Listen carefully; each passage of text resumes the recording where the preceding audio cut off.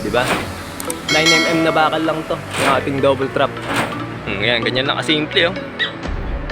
Ganyan siya nagwo-work, mga tropa.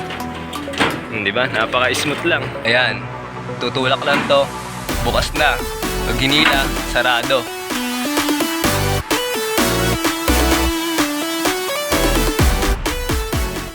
Welcome back again, mga kalapatids, ano? So for today's video, update nga rito sa ating pliers slope, mga kalapatids. Dahil itong ating old pliers slope ay gigibain naman natin, mga tropa, ano? So gawin talaga, mga kalapatids.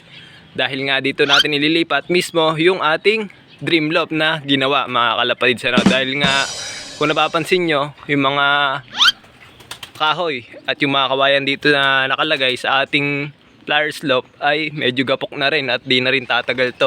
Ayan, tignan nyo na yung mga bubong nya, no?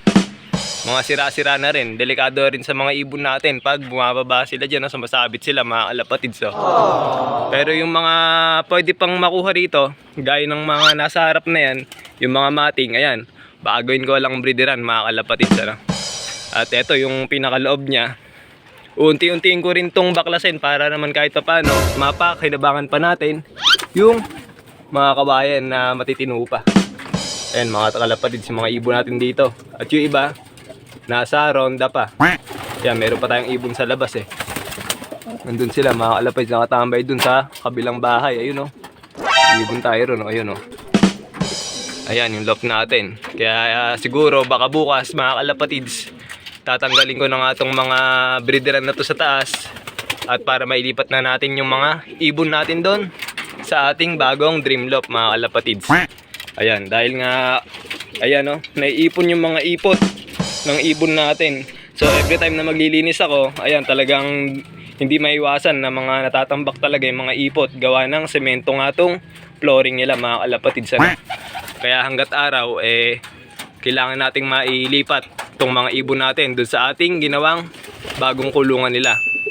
Kasi nga rito, baka magkasakit pa sila pag nagtag-ulan, mga kalapatids.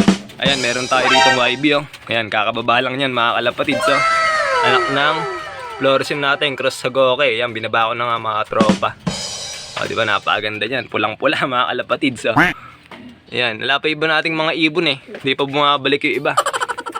Kaya ito, meron din tayong bagong breeder dito. Ito na may galing sa pinsan ko na taga-Olivete rin, ayan. Pineram niya binigay na pala niya sa akin to. Dahil nahinto na nga sa pag-aalaga ng kalapate, mga kalapatids. Bali, tinamad na rin, gawa ng abala na rin sa trabaho at sa iba pang marami siyang pinagkakabalhan, eh. Ayaw pa sabihin, mga kalapatids. Kaya ayan, binigay niya sa akin yung mga ibon niya. Ayan, napakagandang breeder na to, mga tropa. So bali, yung hen na yan, galing lang din sa akin. Tapos napunta sa kanya, ito, at binalik niya rin sa akin, mga kalapatids. Ayan, oh, makit na naman dito yung isang YB natin. Ayun, yung mga ibon natin, nagbaba na. Ayan. Ayan sila. Wow! Galing ng routing to, mga kalapatids. Ayan, nag-aaway pa sa bubong yung dalawa sa taas. Oh, barakong-barako siya, mga tropa. Ayan, ang gandang pang street fight niyan, mga kalapatids, oh. Ayan, bali yan, tatanggalin natin yan.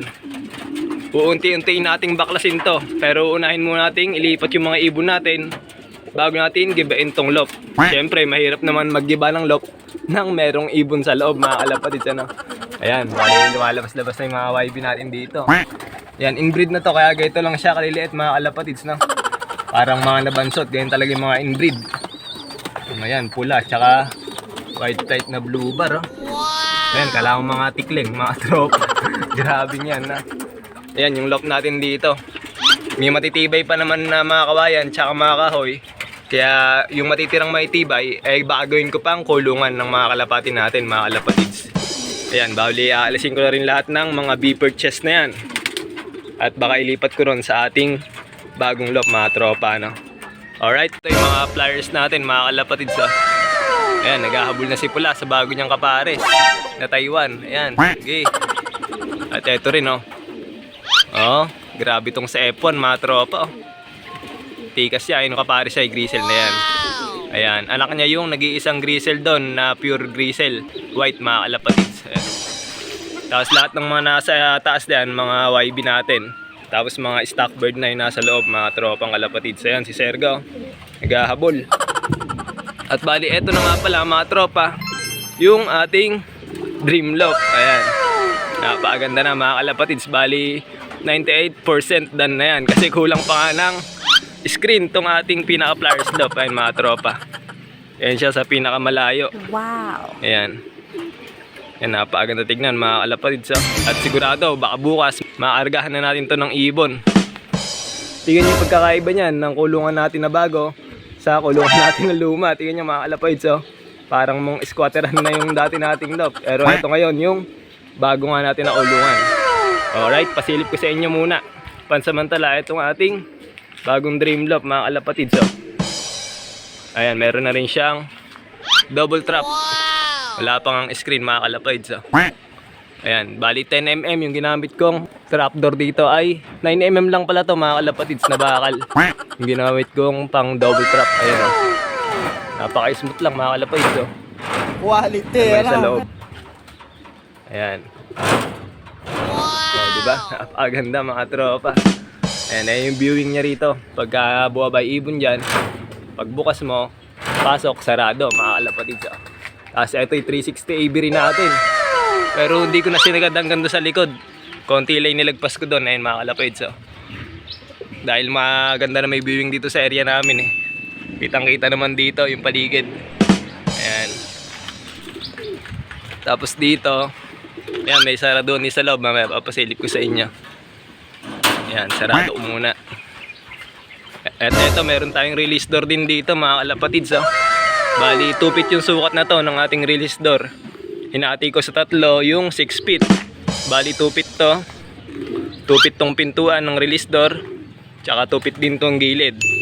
Ayan, bali nakagit na nga tong ating release door. Ayan mga kalapatids. Ayan, ganyan na kasimple. Bali, 10mm din yung kinabit ko na bakal dyan. Lahat ng ginawa natin na frame, mga 10mm na bakal mga kalapatids. Pero dito sa ating double trap door. Ayan. Tapos yung ginamit natin ditong bisagra.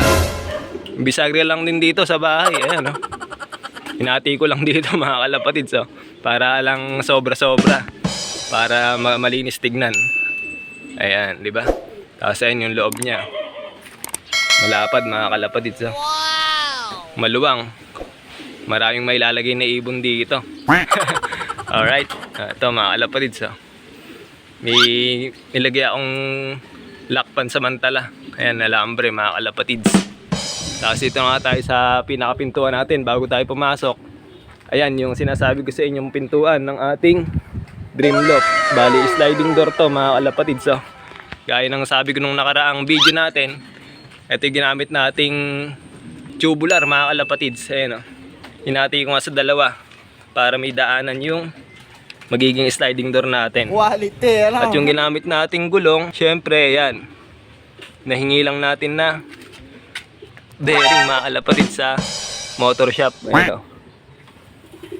Oh, diba? Napaka-smooth mga tropang kalapatids. Tingnan nyo naman o. One finger lang. Mabubuksan na agad yung ating loft mga kalapatids. Napaka-smooth lang. Tapos sa bandang taas, wala lang nga tayong nilagay na bearing dyan. Gawa ng ano lang to eh. Kumaga suporta lang para hindi gumanon yung pintuan natin. Ayan. Bali ito lang sa baba may bearing mga kalapatids.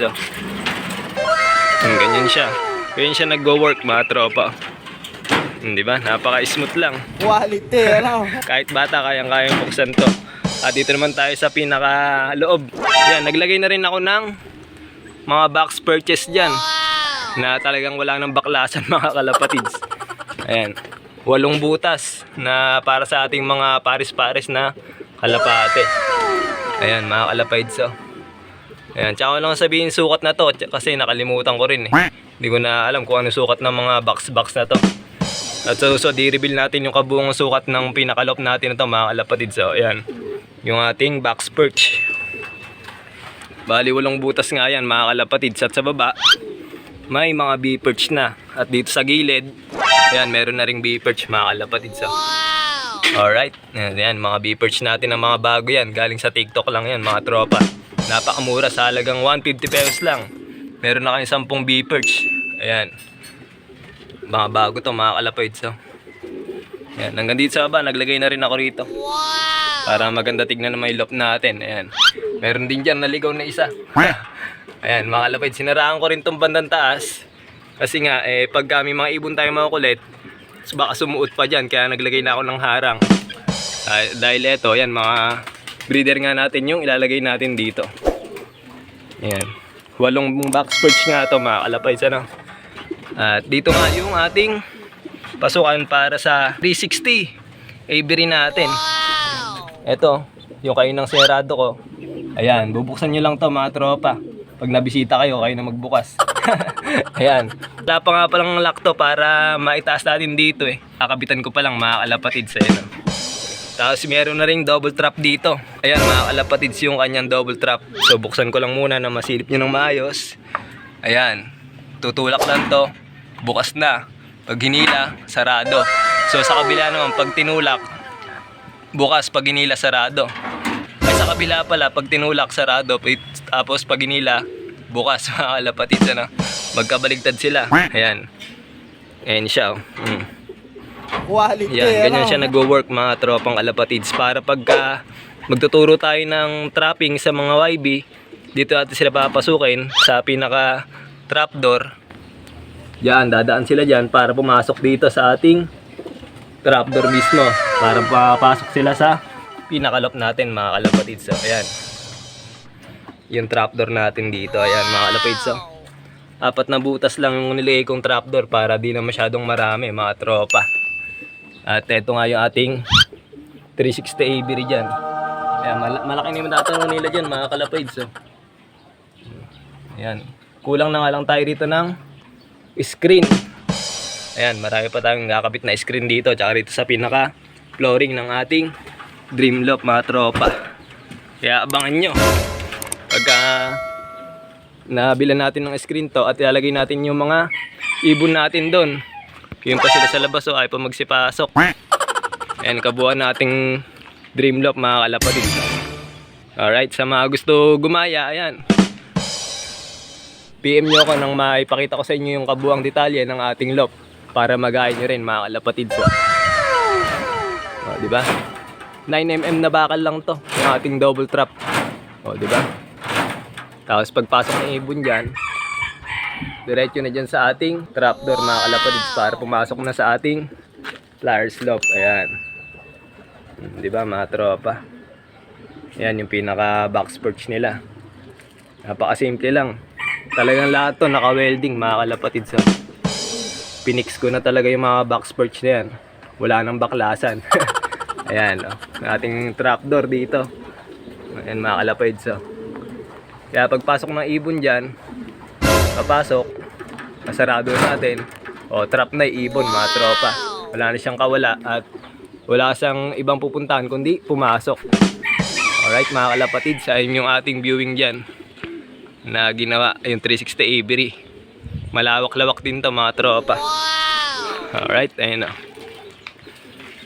Kaya shoutout nga pala muna kila Sir Gabriel Garge, Sir Ivan Paul Herrera, Benyacer Lumala, Michelle Angeles, Junjun Dulay, Alexander Kabuhat, Neven, Fidel Patricio, Cedric Reyes, Arkin Robles, at kay Sir Ralph.